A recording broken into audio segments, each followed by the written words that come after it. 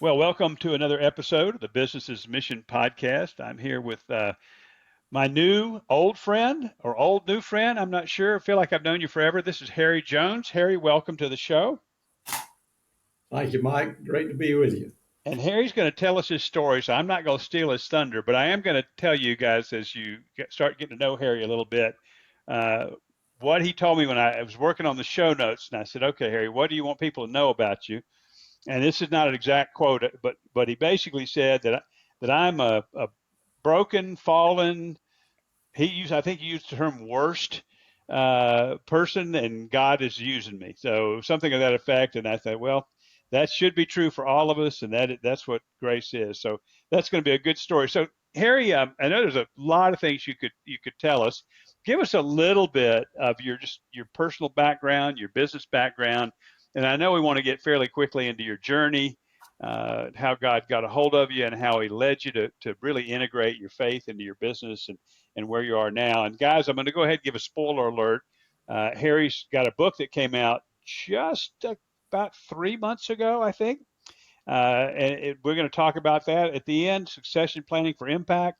For our listeners, you guys are primarily BAM related, and one of the things that BAMers don't think about is how am I going to get out of this thing? Who's going to take over for me? Who's the next generation? So Harry's going to leave us with just enough wisdom to make us want to get the book and read more. So Harry, tell us a little bit of your story, and I'm looking forward to this, man. I've been excited about this interview for a long time. Thank you, Mike. I'm going to jump right in. I had two 20-year careers in the food businesses, was blessed to have a team of folks, good leaders in both businesses. And after 40 years of business, I had something stirred in my heart. And I signed up to go on a business's mission trip. There were six of us from three continents. It was led by some veterans, some of you may know, Hans and Gary. Mm-hmm. We went to three countries in Central Asia that end in STAN. And for 14 days, we were immersed in business's mission, a range of people who had an idea, or all the way to people who had thriving, multiplying, impactful businesses. And when I got back, I had lunch. I called my pastor. I said, we need to talk. And over lunch, I said, Tim, I have squandered 40 years of being in business by failing to live my faith through the business. Mm. And Tim said, before you beat yourself up, what are you doing in your business today to show Christ? And double down. And it was clear. My business partner of 20 years, Randy Harvey, grew up tough, and he would hire people that everyone else had rejected. He'd hire people out of jail, out of drug rehab. Sometimes people just have a streak of bad luck that can last for years. He'd hire them, and he'd wipe off their face and stitch their eye and put them back in the ring. And if they needed transportation, he'd go pick them up, or he'd put tires on their car. If they needed teeth, he'd put teeth in their mouth. And sometimes it makes good employees. Sometimes it just doesn't work out. But that's we were already doing what we were supposed to be doing, just had not recognized it.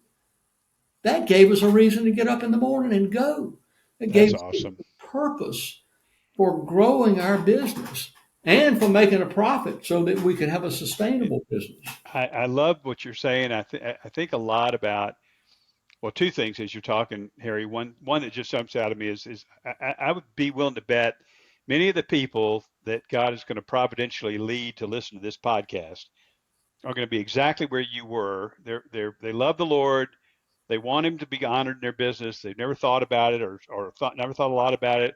But when they do start thinking, they'll realize that He really was using us all along, and we just didn't know what to call it, or we didn't know it was happening. And it reminds me, kind of the second thing, it reminds me of, Jesus' definition of kingdom impact is often something as simple as, you gave me a cup of cold water, or I was in prison and you came to see me, or I was sick. And, I mean, we're all looking for this grand stuff. And those are the grand things right there. So I love that story, man. That's awesome.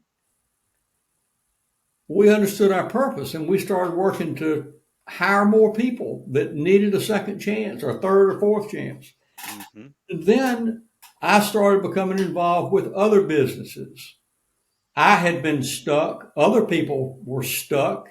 And it was just a joy to be able to work with them and share this story. And my wife Holly and I went on a sabbatical. We went to the mountains of North Carolina for 2 weeks. God's country, man. And we prayed and discerned and we did it together. We took hikes and I was called to go do something different. I thought I'd be in that business the rest of my life. We used to laugh about had a street level entrance into my office where I could just wheel my wheelchair in there when I got to be 95 years old. But all that was changed. And I went back and met with my partners. I had a partner of 20 years, Randy, and I had recruited my successor who was 30 years younger than me. And after the first year, as I had committed, I sold him some stock. And I met with Randy and Collier and I said, guys, I love you, but I'm leaving. I'm giving you 12 months notice. I don't know what I'm going to be doing. I know it sounds crazy, but this is what I'm supposed to do. The next morning they came in and said, can we buy you out? I said, that sounds like a great idea. So 6 months later, I was gone and I moved. Holly and I had 2 ground rules. One, that whatever I do, I could do from Thomasville, Georgia, or the mountains of North Carolina. And secondly, I'd have an office outside my home. So I moved from my business, Blackberry Patch, right into a rented office where I still am today, 4 years later. And I had no idea what I was going to do. And I've been dabbling in neglected farmland and timberland for decades. So I thought, well, I can do some more of that. But I started writing stories. And I accumulated some stories. It's kind of my cuts and bruises, all my numerous mistakes and wonderful people I've met, and often their problems and a solution. And then I started publishing. I started sending out an email every week to people on my email list. And then I started publishing on LinkedIn. And I started writing about, probably a year or two in, I started writing about succession planning. And all of a sudden, the engagement intensified. And people wanted to come talk to me, wanted to see me, wanted to set up a call because I had touched a nerve. And in particular, in the BAM world, there's been enough recognition of businesses built over the last 10 or 20 or 30 years that now the founders are having to address this and they've been ignoring it. That's exactly right, my friend. And for the listeners, I got to tell you, the first time I met Harry in person, first time, he said, I want to ask you a question. And remember that? He said, tell me what it means to finish well? And I was like, I wasn't shocked. It wasn't what I was expecting, but I thought, what a great question. Because I'm one of those long in the teeth. I've been in BAM, I've been in business for over 50 years. And I've been in BAM for almost 30 of that. And I'm same thing. So I think no wonder they responded to you, because that question it's not a condemning question. It's really an encouraging question that says, tell me about the next generation. So in this, and that, by the way, we have a 7-step process, and step 7 is finish well. So here I was, I'd been in business all my life. I started writing these stories, didn't know what I was supposed to be doing. And I started dabbling in business's mission. I learned it's okay to dabble for a while.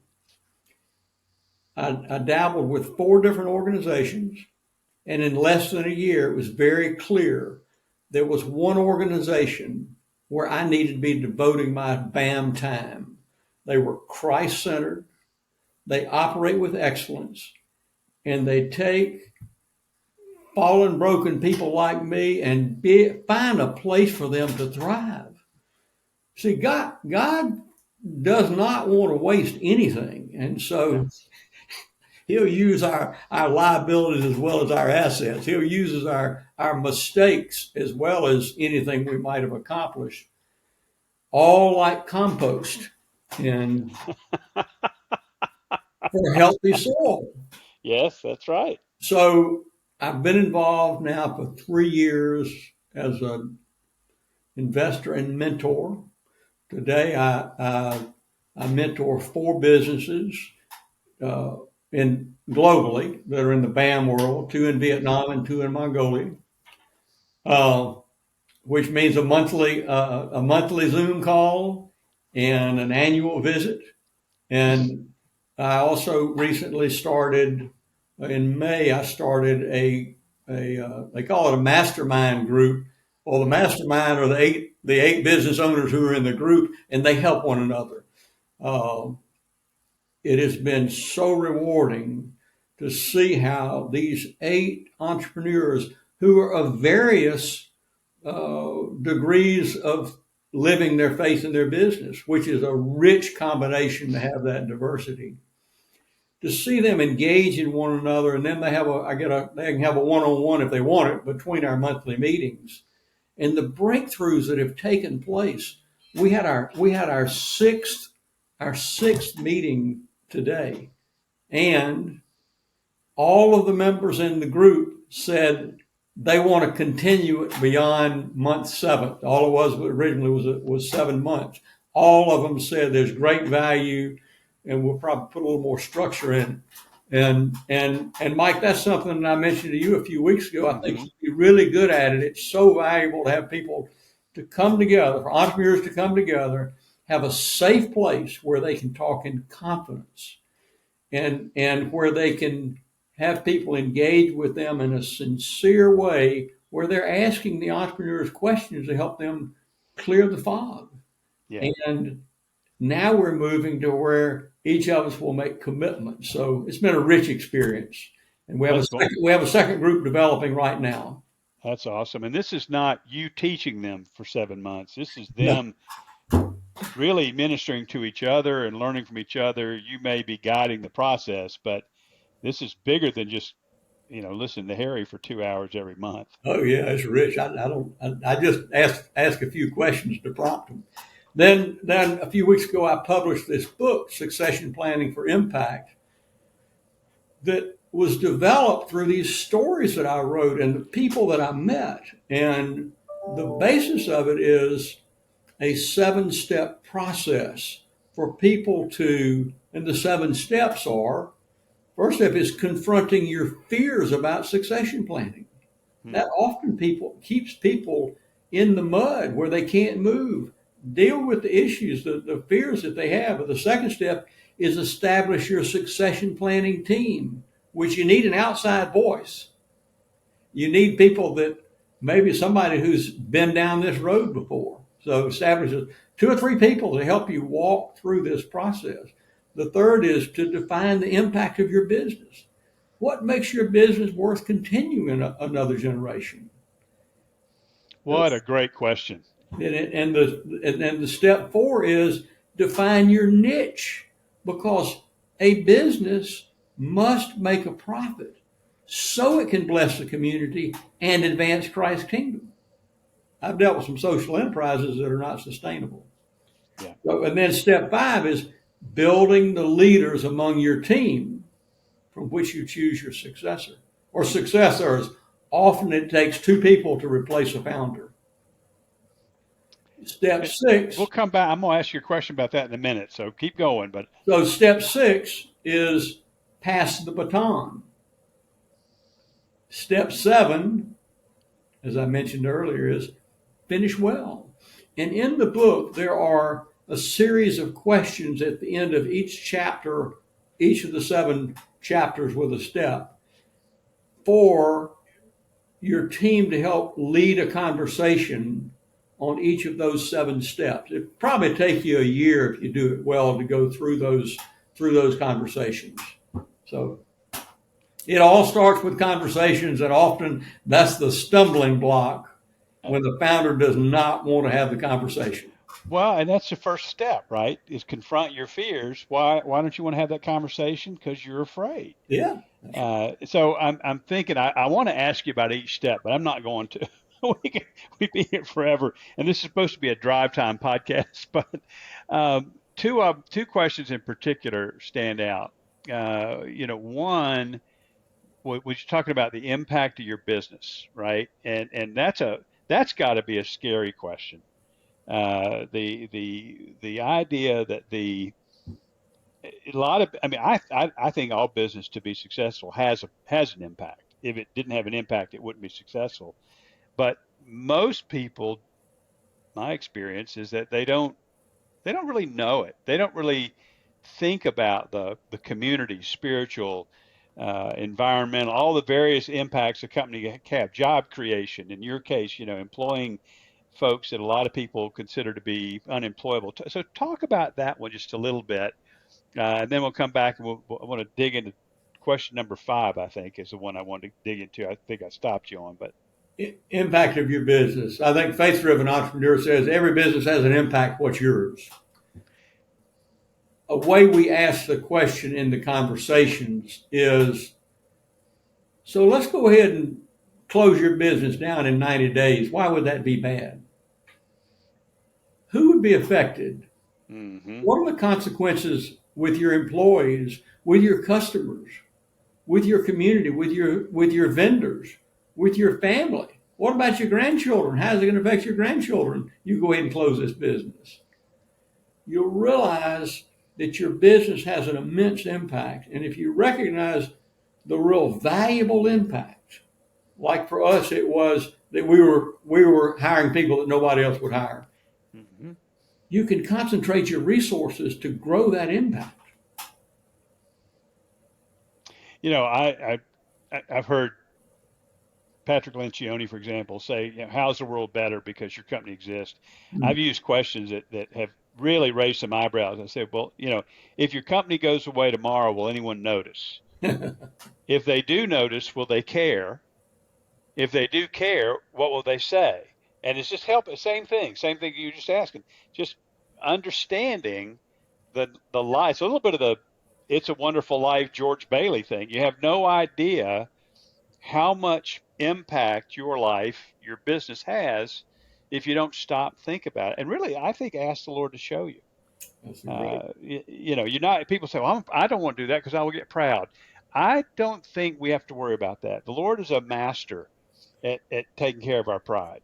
I think it's one of those things where he wants us to see the difference he's making through us because he gets the glory anyway. Mike, one of the things that we've learned is our ideal client is someone who recognizes the impact they have in their business and want to continue it. Secondly, they want to continue. They want to be elevated where they flourish and be active and involved. They're not ready to hang up their spurs. They do have to recognize in time what their ideal role is. So they, let's see, in step 6, part of it is you hand off the baton in the runner's box and you get out of the way and stay in your lane. So, Yeah. but that really is the sweet spot of who we work with. And their elevated role may come within that business or it may come in a different way. We saw in Central Asia and with the companies I work with today that in business as mission, they often can't quote scripture or pray. So it's the way that they are treating, it's the way they're Yeah. doing business. They're doing business in an excellent fashion and they're loving their people. They're taking care of their customers. They're taking care of their employees. They're engaged in appropriate ways in their lives and they're honorable in their dealings. One of my favorite BAM stories in my entire experience is the story of a motorcycle repair guy in Indonesia. His name is Usman, and there's enough Usmans in Indonesia. I don't have to worry about security. But he he went through our training, and he was going to start a business. And one of the things we would always ask him is, what's your kingdom impact going to be? And his answer was, he said, I'm one of the very few Christians in my city, my small city, and I want to do such good work that people will know I'm a follower of Jesus without me having to say anything. And we thought, well, that's beautiful. That's great. Well, little did we know what God was going to do. A year later, the local imam, essentially the pastor of the mosque, if you will, right? For those who don't know Islam well, stands up in the mosque and says, there is only one person in this entire city that I would take my motorcycle to be repaired. It's Usman, the Christian. And I thought, holy moly, I mean, right? That's what we're talking about right there. So, all right. So the other question, I think I kind of stopped you on question 5. Talk to us about that one. That one struck me as, I mean, they're all good, but that one struck me as like, wow, we need to talk about that one.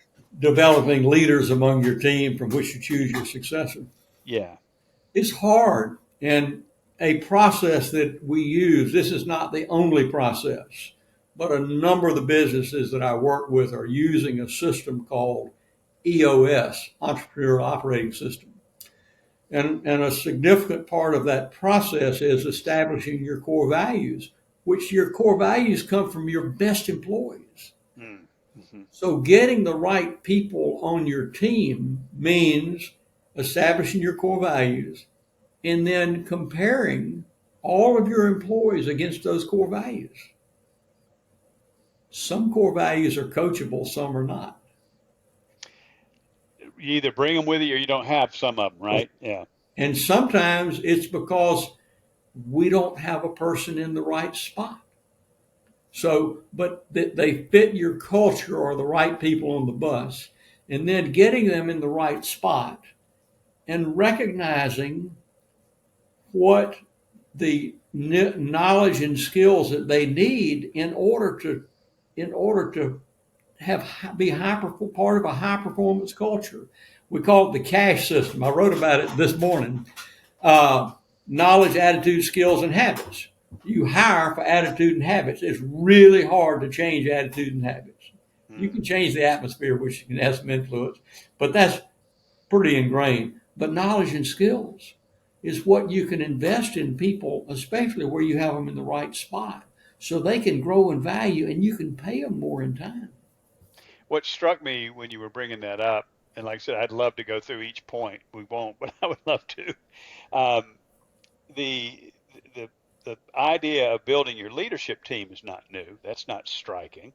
There's been an enormous amount of writing and speaking and conferences all about building your leadership team, but it's the first time I've heard somebody say it overtly that build your leadership team from whom you will choose your successor.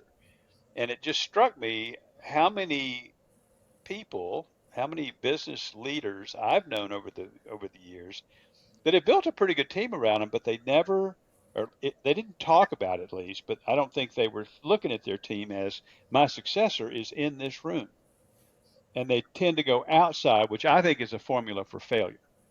Not always, but generally speaking, versus somebody who grew up in the business, as you say, gets the culture. Talk about how do you get, well, let me ask the question this way. Number one is what stops a leader from doing what you just said? I'm developing leaders from whom my successor will be chosen. And how do you coach them through that? If you go back to step one, confront your fears about succession planning. One of the 3 categories, and in the book it has stories that better represent the points, but one of the elements is unwanted, unanswered questions, things that they don't know about it, so they just avoid the issue. Another is they're afraid somebody else will do a better job than them. Yeah. Yeah. And that's a big category. And you are developing your options when you build a team from which to choose your successor. if you end up selling the business, you're going to get a lot more for it if you have a team. For sure. That's That's because that's really what they're buying. A book of business, maybe some inventory, and a future that comes from that team. ideally, you sell the business to the team. They provide a place for a platform of some type. And over time, they're able to buy you out, and you can earn a lot more money after tax over an extended period of time and get the pleasure of having some kind of involvement. And your business goes on. You Uh, continue the impact. absolutely. Wow. Does that So answer Harry, the question? what are you going to do? You've written the book, and I'm going to encourage our listeners get a copy of it. I'm assuming it's on Amazon. Be the simplest way to get it. But Yes. I want you guys to get the book and read. And when you and I first talked about this, it came out of the fact that you know the folks I know in the BAM world, not all of them, but the folks I know, the movers and shakers, they're all starters, and they're not thinking about being finishers. And that's what struck me with your question. And so I think BAMers, they don't, they just don't think about it. And if you're not thinking about, just like Jesus, right? I mean, I will not be with you always. I am going away. You don't understand what I'm saying to you, but I'm going away. And he was preparing them for his departure. Now, granted, all analogies break down. We're not leaving, the Holy Spirit behind us, but I think we are the thrill of the chase is the startup and the scale up, and it would seem to me, and again, I'm kind of trying to pitch you a fastball here, but it would seem to me that the real struggle would be, the joy, finding the real joy in being able to sit back and watch it go on without you, having connection, having influence, but you're no longer the star player, and finding joy in that. Talk about, because I know that's a big one. As you say, nobody can do it like I can do it. Well, yeah, they may be able to do it better. That should be a good thing. So how do you deal with that? Well, I would, to quote one of the people I've worked with, where it did not end up as well as they had hoped, they said, we're imperfect, we're imperfect people, and so therefore every process is going to be imperfect. So it doesn't always work great. Uh, there's a lot of pleasure in me getting the information from my former company. My partner would come see me periodically, and to hear how well they're doing. I do cheer them on, and I encourage people to do business with them. Yeah. But an experience that I went through. So in confronting your fears, I mentioned that fear of somebody else doing a better job than you, and too many unanswered questions. The third category is loss of identity. Mm-hmm. And when we sold our first business, I had a 1 year agreement. My brother, the deal was they only needed one of us, and he's a lot easier to get along with than I am. So he stayed with the company, and I had a 1 year consulting agreement, and I honored it to the day. But Mike, all my identity was wrapped up in being the CEO of a great business, and I lost that identity. Mm-hmm. Nobody else knew that I was in a funk, but I was in a funk. I'd go to the farm and sit on a picnic table and pray and walk, and I'd pray for the ability to pray. So I know what it's like to lose your identity. That has a lot to do with our process today, taking your time, working to a place where you can elevate to flourish. That the whole podcast is worth that statement, Harry. Because I think you just and I'm almost thinking that you should have written a series of 7 books, a whole book on question one, step one, because this issue of identity is huge. And again, I wonder how many of our friends in the BAM world, myself included, our identity is so wrapped up in what we do that we haven't really. We say we have. We can say the words, but we haven't really engaged and understood who we are apart from what we do. And it's easy to, well, I know who I'm in Christ. Well, that sounds like a bumper sticker to me. It's not something you come to in a walk around the block. So I think you are giving us more gold per moment than many of our guests give us. So I just thank you for that. So Harry, I'm gonna ask you to give us I won't even say a pearl of wisdom. I just want you to give us something to chew on. You've given us a lot.